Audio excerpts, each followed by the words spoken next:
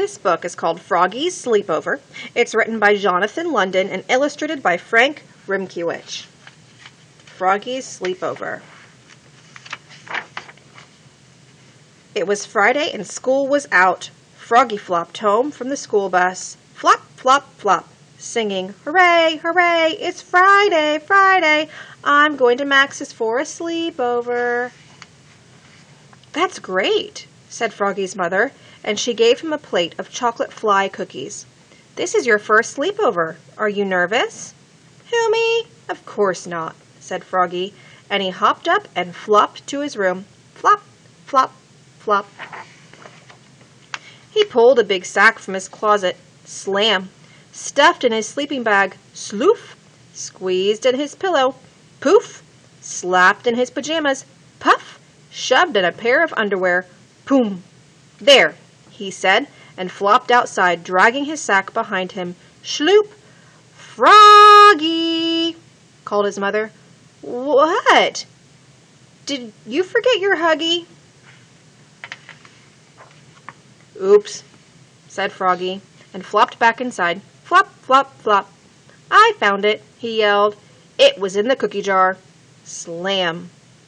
Then out the door he went, dragging his sack behind him. Schloop! "Froggy!" called his mother. "What?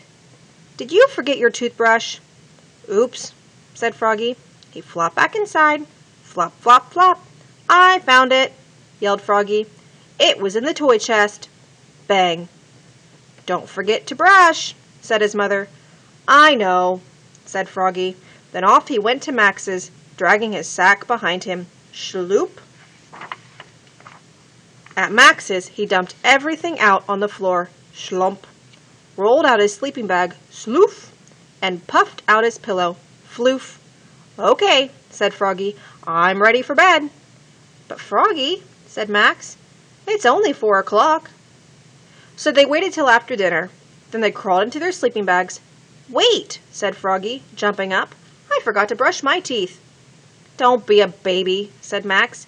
"This is a sleepover. You don't have to brush."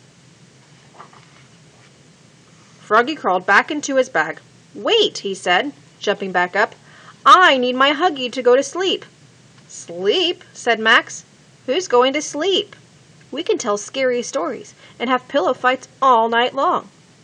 Froggy slipped back into his bag, and Max told a story that made Froggy's skin crawl.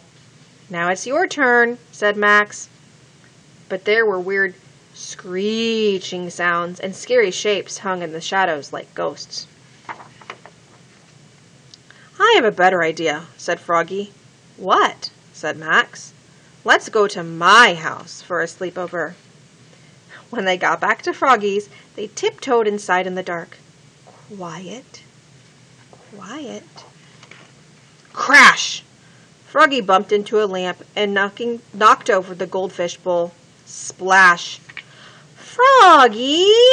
yelled his mother. "What's all the ruckus?" She flicked on the light. "Oops," said Froggy, looking more red in the face than green. "We decided to sleep here instead."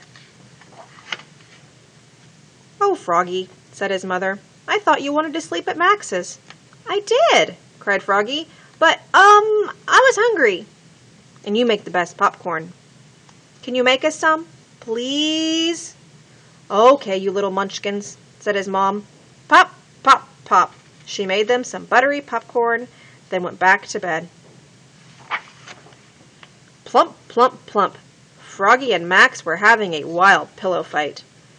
"Good night, Puddin'heads," called Froggy's mom. "I hope they go to sleep soon," groaned Froggy's dad. "Me too," moaned Froggy's mom. Froggy's parents were snoring like horses when Froggy's mom heard a sound. Her eyes popped open, and she flicked on the light. Max was standing by the bed. "I have a tummy ache," he said. "I want to go home." So back they went to Max's, dragging their sacks behind them. Schloop!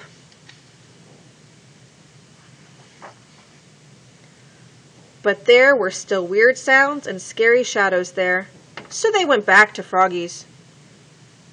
But Max wanted his own pillow, so they went back to Max's.